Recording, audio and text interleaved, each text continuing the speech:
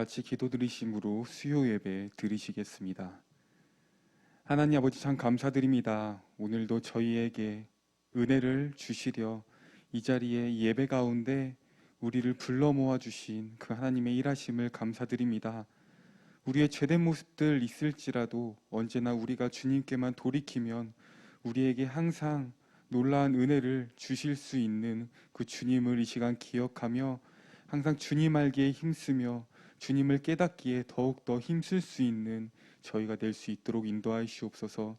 언제나 주님 은혜에 거하기를 바랍니다. 그 합당한 은혜들을 오늘 말씀 가운데 주실 줄을 믿사오며 예수님 이름으로 기도드립니다. 아멘. 다 같이 찬송가 532장 찬양 드리시겠습니다.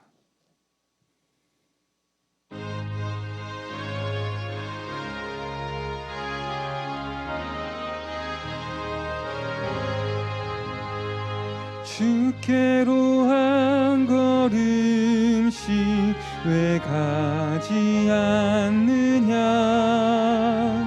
내 죄를 자복하고 그 앞에 나가라. 한 걸음씩 한 걸음씩 주께 나오라. 주님께 아뢰이면 너 복을 받으리라. 값없이 주는 은혜 너 거절 말아라. 주께로 한 걸음씩 너 빨리 나가라.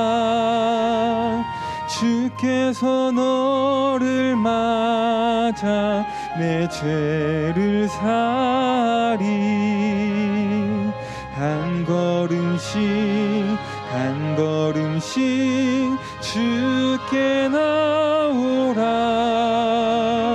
주님께 아뢰이면 너 복을 받으리라.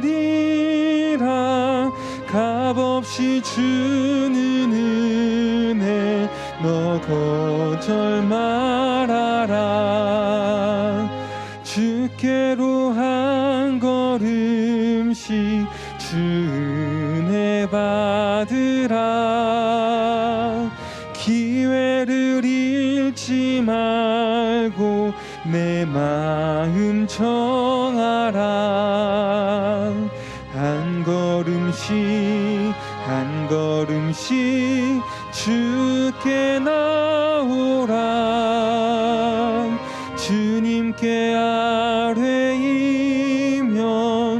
너 복을 받으리라.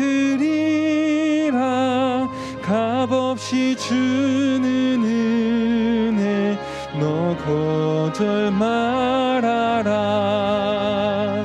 주께로 한 걸음씩 곧 와서 아뢰라. 기쁘게 너의 몸을 주 앞에 드리라. 한 걸음씩 한 걸음씩 주께 나오라. 주님께 아뢰이면 너 복을 받으리라. 값없이 주는 은혜 너 거절 말아라. 2절 주께로 한 걸음씩 너 빨리 나가라. 주께서 너를 맞아 내 죄를 사리. 한 걸음씩 한 걸음씩 주께 나오라. 주님께 아뢰이면 너 복을 받으리라. 값없이 주는 은혜 너 거절 말아라. 주께로 한 주 은혜 받으라. 기회를 잃지 말고 내 마음 정하라. 한 걸음씩 한 걸음씩 주께 나오라. 주님께 아뢰이면 너 복을 받으리라. 값없이 주는 은혜 너 거절 말아라.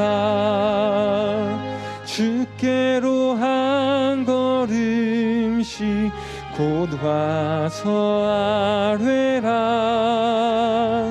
기쁘게 너의 몸을 주 앞에 드리라. 한 걸음씩 한 걸음씩 주께 나오라. 주님께 아뢰이면 너 복을 받으리라. 값없이 주는 은혜 너 거절 말아라.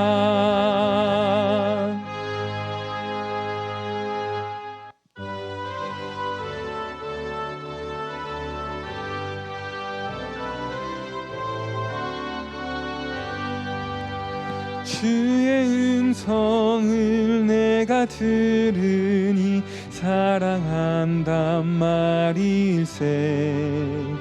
믿는 마음으로 주께 가오니 나를 영접하소서. 내가 매일 십자가 앞에 더 가까이 가오니 구세주의 흘린 보배 피로써 나를 정케 하소서. 주여 넓으신 은혜 베푸사 나를 받아주시고 나의 품은 뜻 주의 뜻같이 되게 하여 주소서. 내가 매일 십자가 앞에 더 가까이 가오니 구세주의 흘린 보배 피로써 나를 정케 하소서. 주의 보좌로 나아갈 때에 어찌하니 기쁠까. 주의 얼굴을 항상 배우니 더욱 친근합니다. 내가 매일 십자가 앞에 더 가까이 가오니 구세주의 흘린 보배 피로써 나를 정케 하소서. 우리 구주의 넓은 사랑을 측량할 자 없으며 주가 주시는 참된 기쁨도 헤아릴 수 없도다. 내가 매일 십자가 앞에 더 가까이 가오니 구세주의 흘린 보배 피로써 나를 정케 하. 2절 주여 넓으신 은혜 베푸사 나를 받아주시고 나의 품은 뜻 주의 뜻같이 되게 하여 주소서. 내가 매일 십자가 앞에 더 가까이 가오니 구세주의 흘린 보배 피로써 나를 정케 하소서. 주의 보좌로 나갈 때에 어찌하니 기쁠까. 주의 얼굴을 항상 배우니 더욱 친근합니다. 내가 매일 십자가 앞에 더 가까이 가오니 그새 주의 흘린 보배 피로써 나를 정케 하소서. 우리 구주의 넓은 사랑을 측량할 자 없으며 주가 주시는 참된 기쁨도 헤아릴 수 없도다. 내가 매일 십자가 앞에 더 가까이 가오니 그새 주의 흘린 보배 피로써 나를 정케 하소서. 아멘.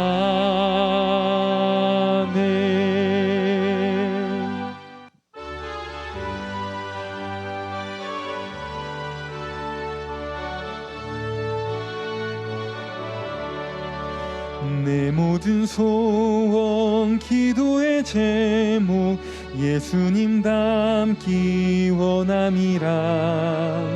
예수님 형상 나 입기 위해 세상에 보았기 전에 예수님 닮기 내가 원하네.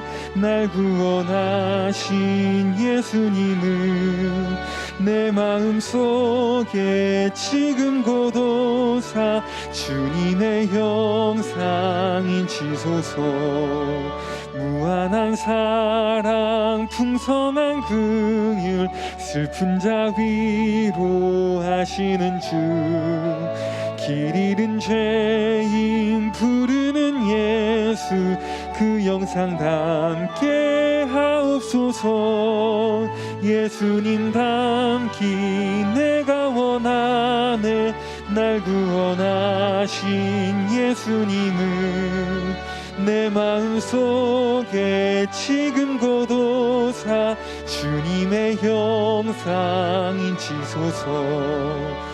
겸손한 예수 거룩한 주님 원수의 멸시 참으시사 우리를 위해 고난을 받은 구주를 닮게 하옵소서. 예수님 닮기 내가 원하네. 날 구원하신 예수님은 내 마음속에 지금 고도사 주님의 영상 예수님 닮기 예수님 닮기 내가 원하네. 날 구원하신 예수님은 내 마음속에 지금 고도사 주님의 형상인 지소서. 이 시간 오늘 예배를 위해서 다 같이 기도드리시겠습니다.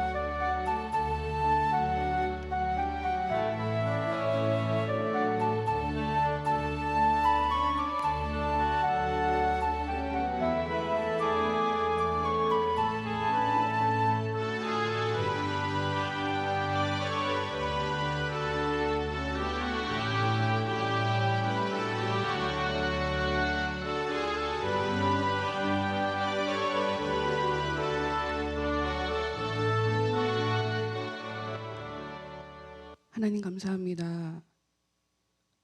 수요일날 이 저녁 시간 하나님 앞에 예배드릴 수 있도록 저희를 여러 가지 모습으로 불러주시고 이 시간 하나님의 그 말씀 앞에 저희들의 마음을 이렇게 내려놓을 수 있도록 하나님의 그 생명을 저희들 가운데 채울 수 있도록 복된 기회를 시간을 저희들에게 허락해 주심에 참으로 감사드립니다.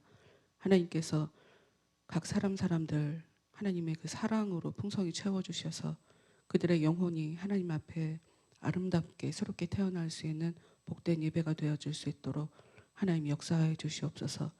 저희를 한 사람 한 사람 마음속에 일하시는 그 하나님의 그 놀라우신 행하심을 우리가 발견하게 하시고 깨닫게 하시고 체험하게 하시고 우리 또한 하나님을 사랑한다 말할 수 있는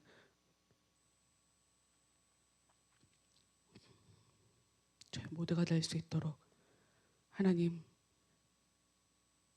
성경책 안에 갇혀있는 하나님이 아니라 실제 내 안에서, 내 옆에서, 내 환경에서 지금 이 시간 역사하고 계시는 그 하나님의 그 역사에 이 시간 저를 확실히 눈을 뜰 수 있도록 하나님 도와주시옵소서.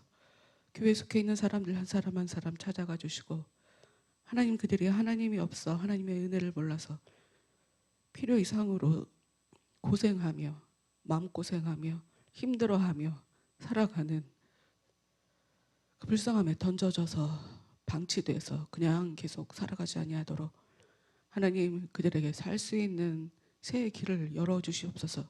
하나님의 은혜로 긍휼로 그들을 덮어주셔서 그들에게 있어서 가장 중요한 것이 무엇인지, 가장 필요한 것이 무엇인지, 그들을 정말 유익하게 하는 것이 무엇이며 그들을 가치 있게 하는 것이 무엇인지 그들이 제대로 깨닫고 하나님 앞에서 하나님께서 기뻐하시는 대로 살아갈 수 있는 그런 사람들 될 수 있도록 하나님, 이 시간 그들을 찾아가 주시고 그들에게 이 세상에 취하게 만드는, 미혹해 하는 그 악한 것들을 다 온전히 쫓아내 주셔서 깨끗하게 정결하게 이 세상 살아갈 수 있는 모든 사람들 될 수 있도록 하나님, 한 사람 한 사람 찾아가 주시고 하나님의 은혜로 덮어 주시옵소서. 끝나는 시간까지 말씀과 특히 저희들이 기도할 때에 하나님이 저희들의 입 가운데 역사해 주셔서 우리가 하나님과 긴밀한 교통을 나눌 수 있는 복된 예배가 되어질 수 있도록 모든 것을 하나님께서 하나하나 친히 인도하여 주시옵소서. 예수님 이름으로 기도합니다. 아멘. 사도행전 16장 1절부터 10절까지 말씀 함께 보도록 하겠습니다.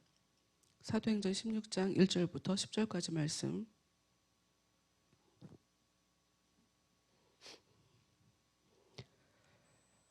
함께 읽도록 하겠습니다. 바울이 더베와 루스드라에도 이름에 거기 디모데라 하는 제자가 있으니 그 어머니는 믿는 유대 여자요 아버지는 헬라인이라.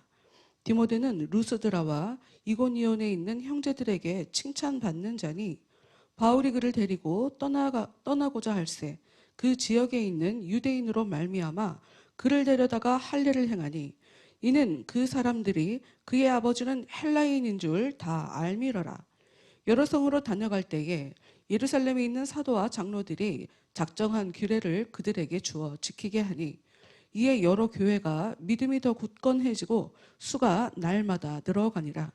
성령이 아시아에서 말씀을 전하지 못하게 하시거늘 그들이 부르기아와 갈라디아 땅으로 다녀가 무시아 앞에 이르러 비두니아로 가고자 했으되 예수의 영이 허락하지 아니하시는지라.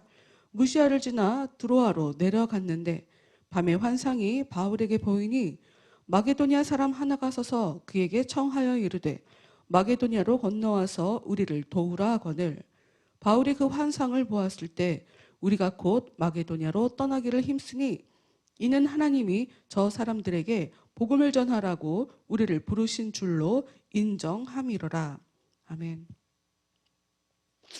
15장에 나오는 예루살렘 공의회의 결정에 따라서 유대인 교회와 이방인 교회는 둘 다 예수님의 은혜로 구원을 받게 된다는 중요한 원칙 하나만을 기독교의 복음으로 규정을 하게 됩니다. 그동안에 이방인 지역에 세워진 교회들마다 유대인들이 들어와서 할례와 율법을 받지 않으면 구원을 받을 수 없는 것이라면서 교회를 시끄럽게 하고 있는 지금 이 상황, 이 문제를 종식시키고 교회들을 든든히 세워가기 위해서 바울이 이제 두 번째로 2차로 전도 여행을 떠나게 됩니다. 그리고 이 전도 여행을 새롭게 하는 이 과정에 먼저 1차 전도 여행 중에 세웠던 교회를 돌아보기 위해서 바울은 이 루스드라라는 지역에 도착하게 됩니다. 이곳은 14장에 나오는 곳인데 14장의 말씀을 보면 태어나면서부터 장애를 가지고 있어서 한 번도 걸어보지 못한 사람 안진뱅이가 나오고 바울이 이 사람을 고쳐주었던 곳이 바로 이 루스드라입니다. 당시 그 지역 사람들이 바울이 병을 고치는 것을 보면서 바울과 바나바를 제우스와 헤르메스다라고 하면서 제사장이 소와 화환을 가지고 와서 이들에게 제사를 드리려고 했고, 바울은 모여있는 관중들을 말리면서 사람을 섬기는 것이 헛된 일이며 이런 기적이 일어나는 것은 사람들이 하나님에게로 돌아오기를 바라시는 하나님의 역사다라는 것을 강조해서 가르치게 되는데, 1차 전도 여행 때 복음에 대해서 이렇게 알지 못했던 이 지역에 지금 2차로 다시 찾게 되는 지금 어떤 변화가 일어났냐? 지금 이곳에 디모데라는 청년이 있어요. 이 청년은 루스드라 이 지역뿐만 아니라 이고니온이라는 곳까지 칭찬을 받는 그런 사람이었고, 그것으로 보아할 때 복음으로 교회가 다져져 있고 성장해 있다라고 지금 성경이 기록을 하고 있는 것을 알 수가 있습니다. 바울이 이 청년 디모데를 동역자로 같이 삼고 같이 전도 여행을 하게 되어, 디모데는 어머니를 16장 1절을 보면 믿는 유대 여자다라고 기록하고 있고 아버지는 헬라인이라고 써 있어요. 그래서 할례를 받지 않은 상태였죠. 보통 유대인의 그 예법, 규례에 따르면 어머니가 유대인이면 그 아들을 유대인이라고 받아들이거든요. 그런데 어머니가 지금 믿는 유대인이다라고 쓴 것을 보니 어머니가 기독교를 믿는 유대인이라고 하는 것을 지금 얘기하고 있는 것이거든요. 그러니까 완벽하게 유대인처럼 살지 않은, 그러니까 유대인으로서 철저하게 유대인처럼 살지 않은 것처럼 보여요. 아버지 때문인지는 모르겠지만 어찌됐건 그래서 아들이, 엄마가 유대인이면 아들도 유대인이어서 분명히 할례를 받았을 텐데 아들 디모데가 할례를 받지 않은 거죠. 그런데 여행을 떠나기 앞서 지금 디모데에게 할례를 행하게 되는 그런 모습을 볼 수가 있어요. 15장에 예루살렘 공의회 결정으로 설교 처음 시작할 때 말씀드렸던 것처럼 우리 영혼의 구원에 있어서 할례가 중요한 것이 아니다 하고 결정을 했지만, 디모데를 아는 사람들이 그의 아버지가 헬라인이라는 것을 다 알고 있었기 때문에 불필요한 충돌을 사전에 차단하려고 할례를 행하게 되는 것처럼 보이고 있죠. 지금 바울은 할례가 아무런 의미가 없는 걸 잘 알고 있어요. 그런데 아직 공의회에서 결정한 할례는 의미 없다, 율법이 의미가 없다라고 하는 그 결정을 교회들이 다 알고 있는 상태가 아니었기 때문에 바울이 디모데와 같이 다니고 있는 것만으로도 계속적으로 이 분쟁의 요소가 될 것을 너무 분명하게 알고 있었기 때문에 이렇게 할례를 받게 한 거죠. 유대인들은 이방인과 접촉하는 것 자체를 꺼려합니다. 그리고 그런데 그 유대인들에게 복음을 전하기 위해서 바울의 생각에 유대인들이 너무도 중요하게 여겼던 그 할례를 받게 하지 않을 수 없었다라고 볼 수가 있죠. 고린도전서 9장 19절부터 23절을 보면 바울이 어떤 마음으로 이 일을 하게 됐는지에 대해서 알 수가 있어요. 여러분이 만약에 고린도전서 9장 19절부터 23절을 보면 제가 지금 들려드리는 것과 완전 다른 얘기 같은데 하고 생각하실 수 있어요. 그냥 글씨만 봐갖고는 바울이 무슨 말을 하는지 잘 알 수 없기 때문에 성경을 보지 않고 그냥 제가 읽어드릴게요. 바울은 이런 말을 하고 있는 거예요. 나는 유대인과 같이 있을 때는 유대인처럼 행동한다. 율법대로 사는 것이 중요하지 않지만 유대인들이 율법을 중요하게 여기기 때문에 나도 그렇게 한다. 그러나 이방인들과 있을 때 나는 예수님의 법 아래에 있는 사람이지만 이방인처럼 행한다. 어떤 것을 중요한 것이다라고 굉장히 신경 쓰는 그 사람들한테 그게 중요한 게 아니다라고 가르치고 따지는 게 의미가 없다. 나한테는 그저 사람들이 복음을 받아들이는 것만이 중요할 따름이다. 이렇게 얘기를 하고 있는 거예요. 그러니까 바울에게는 그저 예수님께서 자신에게 주신 사명이 중요했죠. 그러니까 사람들이 예수님의 복음을 듣고 구원을 받는 것이 중요하지 그 외에는 별로 중요한 문제가 아니었던 거예요. 갈라디아 2장에 또 이러한 문제들이 또 나타나요. 요것과 같은 맥락을 가진 다른 문제들이 나타나죠. 그때 바울이 어떻게 대처했는지를 보면 바울의 그 마음에 대해서 알 수가 있는데 갈라디아서 2장에는 어떤 모습이 나오냐? 예수님의 제자였던 베드로를 바울이 책망하게 되는 그런 일들이 나옵니다. 분명히 예수님께서 자신의 제자였던 베드로한테 환상도 보여주시고 이방인에게 가서 복음을 전하라 하고 강권적으로 역사해 주셨는데도 불구하고 베드로는 이방인과의 교제의 문제를 확실히 제대로 극복하지 못했다 하는 것을 갈라디아서 2장을 보면 알 수가 있어요. 베드로는 이방인들과 함께 식사를 하다가 유대인들이 온다는 말을 듣고 도망을 치게 됩니다. 바울이 지적을 하죠. 그리고 참 여기엔 희한하게 바울의 동역자였던 바나바 역시 이런 위선적인 행동을 같이 했다 하고 바울이 지적을 하고 있어요. 바울이 그들을 향해서 뭐라고 얘기하냐면 단지 도망갔다. 그게 본질이 아니에요. 그들의 믿음이 진실하지 않다. 그들은 복음의 진리에 대해서 잘 알지 못한다. 잘 알지 못하는 사람이 뭘 가르치겠냐. 이런 지적을 하고 있어요. 믿음이라는 것은 사람한테 인정받는 문제가 아니라 하나님께 인정받는 문제고 사람들이 나를 어떻게 바라보는지가 중요한 게 아니라 하나님께서 나를 어떻게 바라보는지가 중요하다라고 이야기를 하고 있단 말이에요.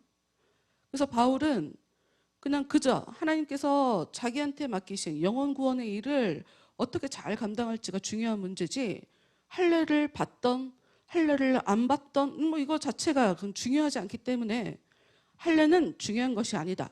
율법은 중요한 것이 아니다라고 예루살렘 공의회에서 회의를 통해서 결정한 바로 직후인데도 불구하고 사람들한테 쓸데없이 이슈가 될까 봐 복음을 전하는데 방해가 될까 봐 디모데에게 이렇게 할례를 받도록 한 것이죠. 이렇게 바울과 함께 디모데가 전도 여행을 하게 되고 바울은 디모데를 아들과 같은 존재로 말하는 것을 볼 수가 있어요. 빌립보서 2장 22절을 보면 어떻게 얘기를 하냐면 자식이 아버지에게 함같이 나와 함께 복음을 위해 수고하였다 라고 디모데를 소개하고 있어요. 바울 얘기는 자기 주변 사람들 보면 대부분 자신을 위해서 살고 예수님 일에는 관심이 없는데 디모데는 다르다. 그렇게 빌립보 교회에 그를 소개하고 있고 다른 여러 교회 굉장히 다양한 편지들에 디모데에 대한 언급들이 나오는데 디모데에 대해서 진실하고 믿을 만한 사람이다라고 바울이 자기가 가지고 있는 애정과 신뢰를 이렇게 표현하는 내가 이 사람을 애정한다, 내가 이 사람을 신뢰한다라고 그렇게 자기가 쓴 편지들마다 디모데에서 이야기를 하고 있죠. 이 학자들에 따르면 디모데가 지금 바울에게 의해서 이렇게 선택되는 이때가 어떤 학자들은 14세, 15세라고도 보는 사람도 있거든요. 근데 그건 좀 너무 학자들에 따라 나름 타당한 근거를 가지고 얘기하기 때문에 네, 그건 너무 이른 나이, 너무 어린 나이인 것 같고 하여튼 21세 하여튼 굉장히 어린 나이인 것만은 정확해요. 어린 나이예요. 20대 초반.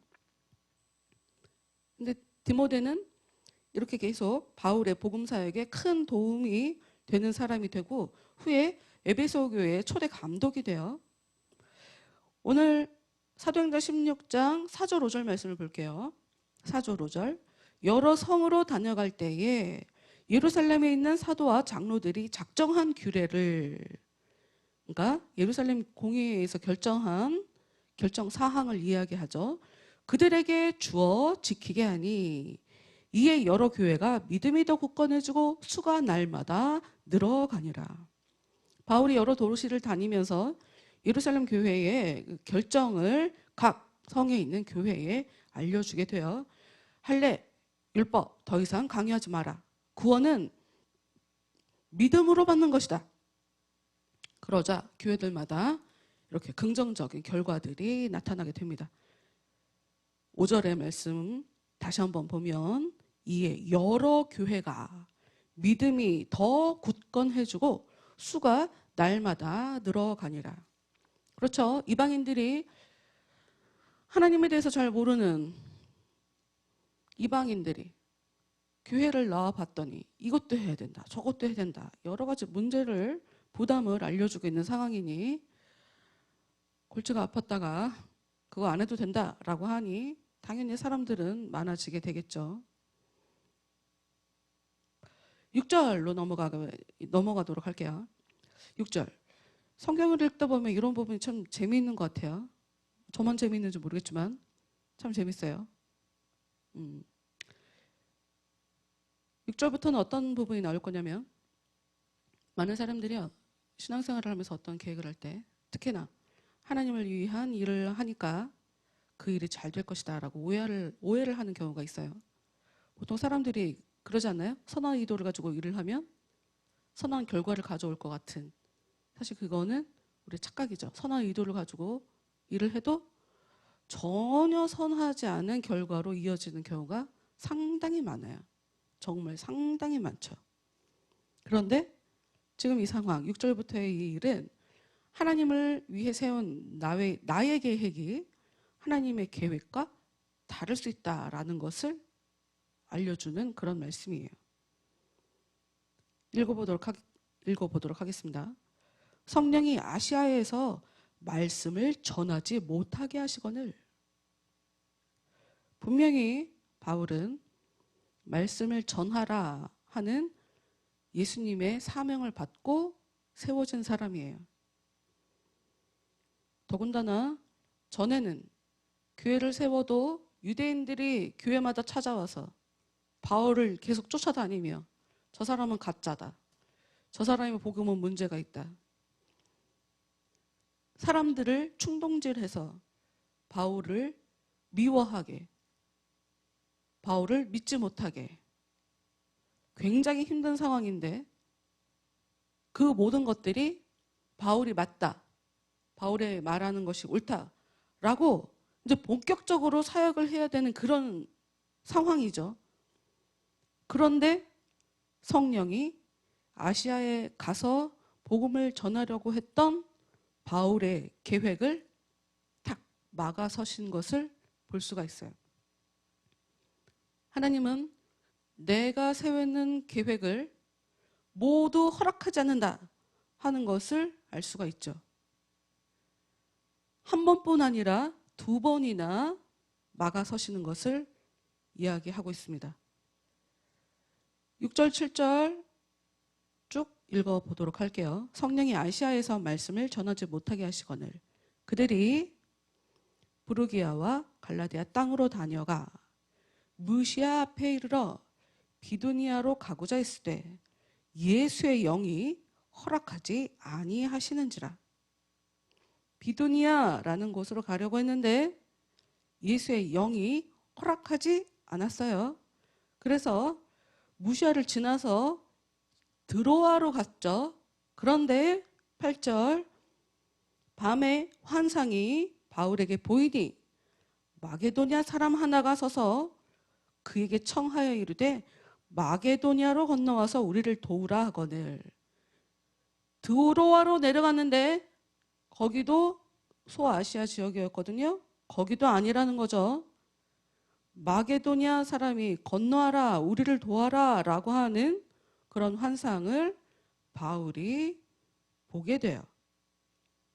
10절 말씀, 바울이 그 환상을 보았을 때 우리가 곧 마게도냐로 떠나기를 힘쓰니 이는 하나님이 저 사람들에게 복음을 전하라고 우리를 부르신 줄로 인정함이로라. 인정. 여러분, 두 번이나 바울의 계획이 하나님에 의해, 성령에 의해 막히는 그런 상황에 바울은 환상을 보며 하나님의 계획을 인정하고 있는 상황이에요. 바울이 두 번째 전도 여행을 떠나면서 처음 세웠던 계획은 1차 전도 여행 때 세웠던 교회를 돌아보고 소아시아 전역에 복음을 전하려는 것이었어요. 그런데 하나님의 뜻은 달랐다는 거예요. 바울이 아까 8절에 나오는 무시아, 이 무시아라는 곳, 이곳도 소아시아에 있는 지역이에요. 바울은 어떤 생각을 했냐?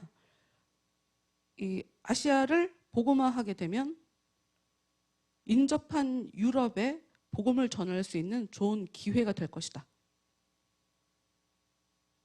그래서 그런 마음을 가지고 처음에 1차 전도 여행 때는 소아시아 남부 지방에만 복음을 전했단 말이에요. 그래서 중심부하고 북부, 비두니아라는 이런 곳에 복음을 전하려고 했죠. 왜냐하면 이 지역이 유럽하고 붙어 있는 그런 곳이었기 때문이에요.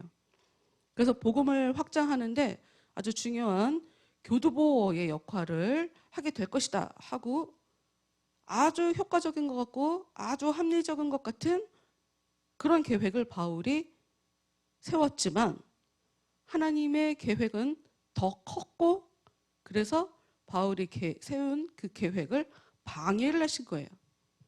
당시 아시아 지방은 복음을 접할 수 있는 기회 자체가 많이 있었어요. 그런데 유럽은 아예 소외가 되어 있는 곳이었어요. 이 마게도냐 사람이 바울에게 나타났고 이리 건너와라, 우리를 도와라 라고 했는데 이 마게도냐는 어떤 지역이냐? 헬라 문화의 아주 중심지, 핵심 지대였어요.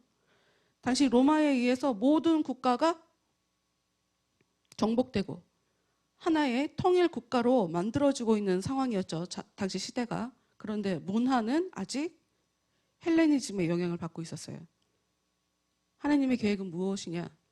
문화의 가장 중심지, 헬레니즘의 그 중심지에 들어가서 그들이 갖고 있는 그 인본주의를 깨뜨려라. 신본주의가 아닌 인본주의. 그래서 하나님이 아시아가 아니라 유럽으로 가도록 하신 거예요. 특히나 오늘 읽지는 않았지만 이제 뒤에 16장 37절 말씀을 보면 어떤 말씀이 나오냐면 바울과 특히 이 동행에서 같이 여행을 같이 하게 된 신라라는 사람의 특징이 나와요. 다른 사람들은 그냥 유대인이었어요. 그냥 유대인. 그런데 바울과 신라는 좀 달라요. 이 사람들은 로마 시민이었어요. 로마 시민이라 시민권을 가지고 있었죠. 이게 왜 유익하냐? 로마 제국 어디서든 로마 시민이다라고 하는 것은 특권을 누리게 하는, 자유인으로서의 특권을 누리도록 하는 그런 로마 시민으로서의 이 권리가 사실 복음을 전하는 데 있어서 굉장히 유용하게 사용이 돼요.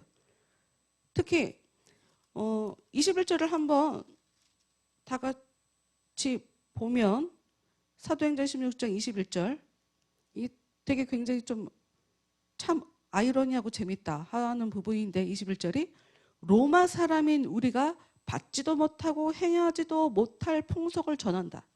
지금 바울과 실라가 감옥에 갇히는 상황이에요. 근데 어떤 이유로 어떤 사람들이 얘네들을 지금 감옥에 가둬야 된다라고 얘기를 했냐면 우리가 이 사람들은 유대인인데 지금 얘네들 때문에 우리 성이 시끄러워졌다. 근데 우리 로마 사람인 우리가 받지도 못하고 행하지도 못할 이상한 얘기들을 한다라고 하면서 얘네들을 감옥에 가둬라라고 얘기를 했거든요. 그런데 나중에 바울과 실라가 로마인이라는 것을 알게 되면서 어떤 일이 벌어지냐면 오히려 이들을 가둔 이 지휘관들이 감옥에를 찾아와서 정중하게 제발 떠나 주시라고 이렇게 빌게 되는 그런 일이 벌어지게 돼요. 지난주에 같이 말씀을 봤지만 15장에 보면 15장 말미에 바울과 바나바가 마가 문제로 다투고 헤어졌죠. 복음을 전한다고 이렇게 전도 여행을 하고 있는 상황에 대체 이게 무슨 일인가 싶은 생각이 들고, 저도 대체 이게 왜 뭔가 덕스럽지 않다. 교회 사람들은 이렇게 고집이 센 것인가? 교회를 다니는 사람들은 이렇게 타협이 없는 것인가? 나만 옳다고 하는 사람들인가? 별 생각을 다 해봤죠. 그런데 실라가 바울과 바나바가 헤어지고 바나바 대신 실라가 함께 하게 되면서 오히려 사역을 하는 데 있어서 훨씬 수월한 상황이 전개가 되었다는 것을 알 수가 있죠. 그리고 그 갈라디아서에서 바울이 베드로를 비난했던 그 문제, 복음에 대해서 알지 못한다라고 바울이 베드로를 비난했던 그 문제, 그 실수를 바나바도 했기 때문에 난 처음에 바울이 바나바 너도 잘못했어. 너도 이방인들한테 옳게 처신을 하지 못했어. 그래서 바나바를 책망하는 마음으로 바울과 바나바가 그렇게 헤어졌던 건가? 전 이 생각도 해봤었어요.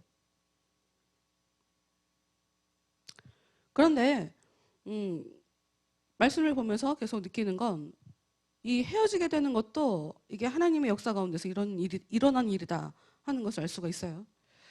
우리가 같이 보는 이 사도행전 이 말씀은 성령께서, 예수님께서 가신 이후로 성령께서 이 땅에 오시면서 교회가 어떻게 시작되었는지에 대한 교회 역사에 대해서 기록을 하고 있죠.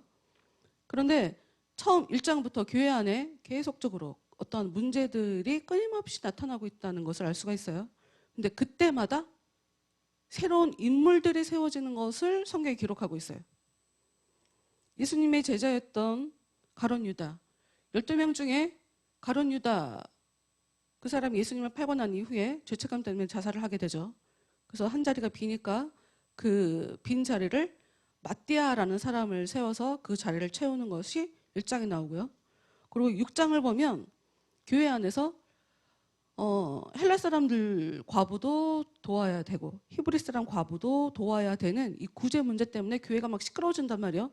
그때 그동안 예수님의 제자들로 교회를 이렇게 지도하고 있었던 사도들이 더 이상 교회 운영 문제에는 관여하지 않고 기도와 말씀 연구에만 전념을 하게 되면서 교회 운영은 집사들이 하는 것으로 이렇게 목회 시스템이 아예 변하게 되면서 7 집사가 또 세워지는 모습이 6장에 나오죠. 그리고 11장에는 안디옥이라는 이제 이방인 교회가, 이방인 사람들이 훨씬 많은 이방인들이 우세한 그런 새로운 체제의 교회가 나타나게 되는데, 그래서 그때 바나바는 바울을 또 선택해서 세우게 되고, 오늘 이 16장을 보면 더 넓은 이방 세계의 복음화를 위해서 어머니는 유대인이지만 아버지는 이방인인 디모데를 또 이렇게 일꾼으로 세우는 것을 보게 되죠. 어떻게 보면 유대인은 이방인이라고 얘기할 수가 있고 이방인은 유대인이 아니냐라고 양쪽 어디에도 비난받을 수 있는 그런 사람일 수도 있지만,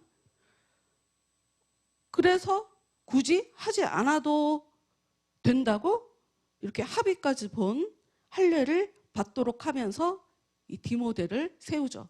그리고 이 디모데는 지역에 있어서 칭찬받는 사람이었어요. 또 1차 전도 여행에 함께 했던 바울과 바나바가 2차 여행을 시작할 때 바나바의 조카 마가 문제로 심하게 다투죠. 바울 입장에서 보면 여행 중간에 힘들다고 다시 돌아갔는데 그 마가가 이번에 또 그러지 않으리라는 보장이 어딨냐, 다른 사람들까지 기운 빠지고 그런 마음으로 하나님 일 못한다, 당연히 그런 마음이죠. 그러니까 그 말도 맞죠. 그런데 또 바나바 입장에서 보면 문제가 있다고 무조건 함께하지 않을 이유가 없다, 기회를 주면서 우리가 계속 키워야 되지 않겠냐 하는, 사실 바나바의 그 입장도 맞죠. 그런데 이제 안타깝게 이제까지 같이 동역했던 이 두 동역자가 헤어지게 되면서 이게 지금 무슨 일인가 하는 생각이 들지만 오히려 로마 시민권자인 이 신라가 합류하게 되면서 바울이 소아시아를 향한 전도 계획을 하나님이 2번이나 막으시고 유럽으로 바로 들어가게 하시는 이 상황이 바울과 신라가 가진 이 로마 시민권을 너무 유용되게 쓰여지는 요 16장 이것을 보면서 다투고 분쟁하고 이런 것이 어떻게 보면 덕이 되지 않고 좀 비난해도 될 것 같은 교회 안에서 이런 일이 이루어지면 좀 굉장히 부정적인 모습으로 보여지지만 오히려 이런 일을 통해서라도 하나님은 사람을 세우시고 위기의 순간처럼 보이는데 하나님은 여전히 교회와 하나님의 사람들을 향해서 계속 오히려 더 효과적으로 일을 이루시기 위해서 계속 역사하신다 하는 것을 본문을 통해 우리가 알 수가 있어요. 하나님은 사람을 계속 세운다는 거죠. 그리고 가장 중요한 오늘 우리가 16장 6절부터의 이 말씀을 보면 성령께서 바울이 결정한 아시아에서 말씀을 전하지 못하게 하는 바울이 아시아에서 말씀을 전하려고 하는 그 계획을 아예 차단하는 것을 볼 수가 있어요. 근데 제가 뭐가 재미있었냐면 하나님이 허락하시지 않는다 하는 것도 아무나 알 수 있는 건 아니에요. 아무나 알 수 있는 게 아니라는 거죠. 많은 사람들이 하나님의 뜻과 상관없이 계획을 세우고 끝까지 계획을 세웠으니 끝까지 밀고 나가는 것이 하나님의 뜻이라고 생각하면서 하나님의 뜻이 어디 있는지에 대해 돌아보지 않는 사람들을 사실 우리의 일상을 보면 굉장히 많이 보게 되거든요. 그런데 바울은 글쎄 본문 말씀만 봐서는 대체 어떻게 하나님이 허락하지 않는다는 것을 이 사람들이 알게 됐을까? 그것에 대해서는 본문이 얘기하고 있지 않아요. 그냥 예수의 영이 허락하지 않는다. 성령이 아시아에서 말씀을 전하지 못하게 한다. 모르겠어요. 어떤 식으로 허락하지 않았는지, 어떤 식으로 막으셨는지 그것에 대해서는 잘 모르겠어요. 심지어 본문 말씀은 바울이 본 그 환상, 마게도냐 사람이 우리에게 건너와 마게도냐로 건너와서 우리를 도우라라고 하신 이 이야기를 하나님이 허락하셨다, 하나님이 강권하셨다라고 얘기하는 것이 아니라 하나님이 우리를 부르신 줄로 인정했다 하고 얘기를 하고 있어요. 신앙생활을 하면서 우리는 굉장히 좋은 것, 밝은 미래 이것에 대해서 막연히 기대하는 게 있죠. 그리고 내가 하나님을 위해서 열심히 일을 하면, 하나님을 위해서 순수하게 살아가면 좋은 결과가 우리한테 주어질 거다. 근데 그것을 정확하게 하나님은 알려주시지 않아요. 정확하게 알려주시지 않아요. 심지어 우리가 계획해도 하나님이 차단하는 경우도 있고요. 근데 우리한테 중요한 건 무엇이 중요하냐? 하나님이 나를 통해서 일하기 원하시는 그 하나님은 간혹 가다가 우리의 삶을 살아가는 여정 중에 나의 삶을, 내 계획을 차단하는 경우가 있을지라도 더 큰 하나님의 그 계획이 나로 하여금 하나님께서 원하시는 대로 우리를 이끌어가면서 우리를 사용하시는 하나님이다 하는 것을 우리가 알 수가 있죠.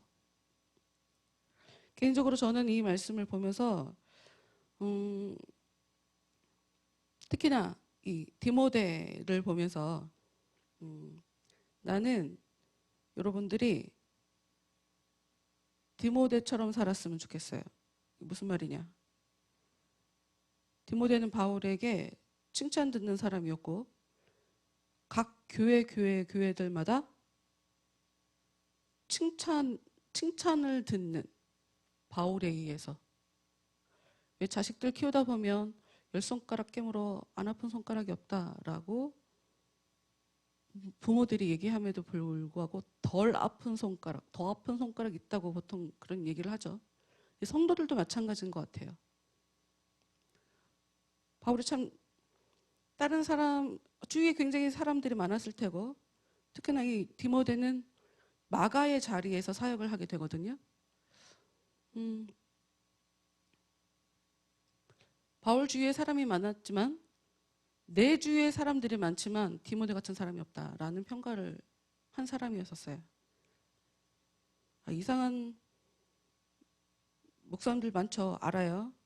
그러니 뭐 무조건 목사님의 칭찬을 들어야 된다는 말이냐, 그런 의미로 얘기하는 게 아니라, 그리고 뭐 목사님 마음에 흡족하게 해주라, 뭐 이런 얘기가 아니라,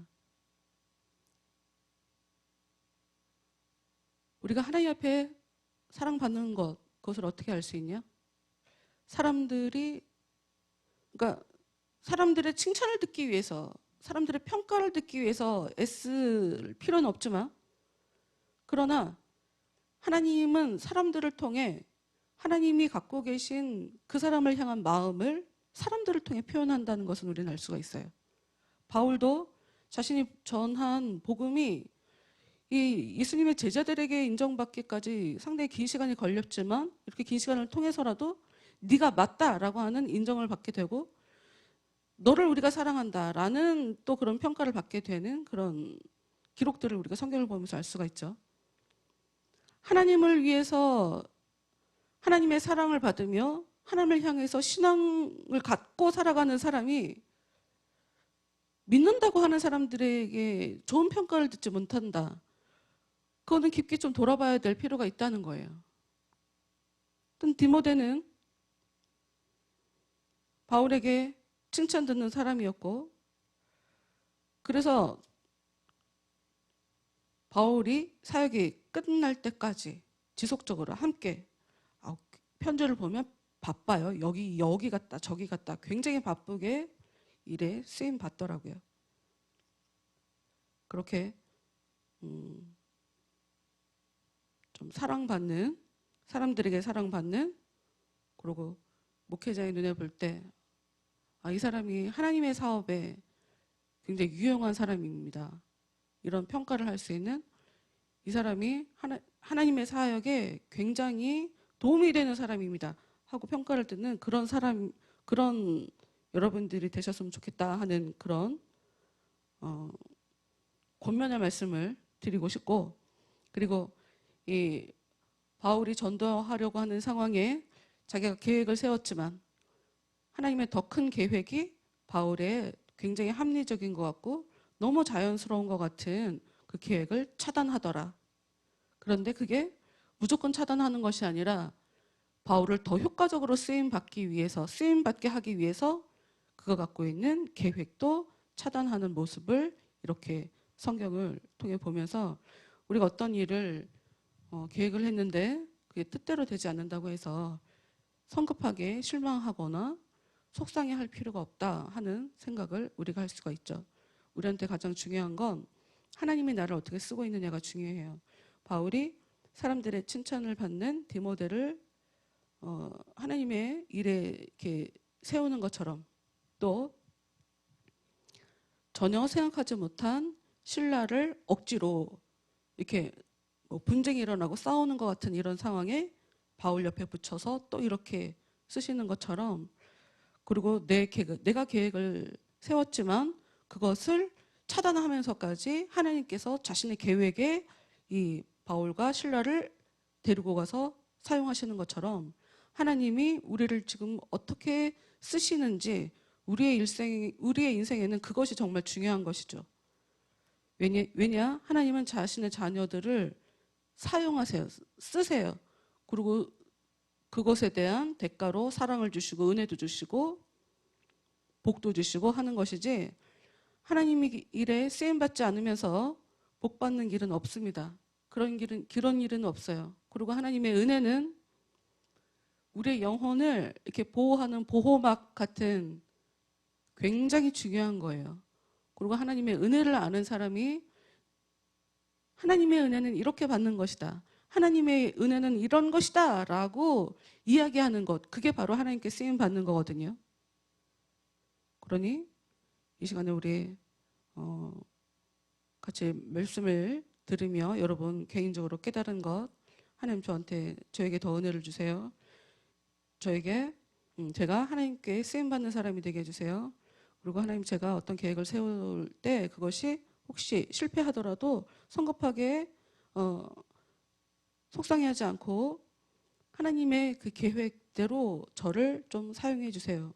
그리고 저를 더 사랑해 주시고 저에게 더 은혜를 주셔서 제가 하나님 앞에도 사람들에게도 칭찬을 듣는 그런 사람이 되게 해 주세요. 이렇게 다 같이 기도하도록 하겠습니다. 하나님 감사합니다. 하나님, 우리 예배를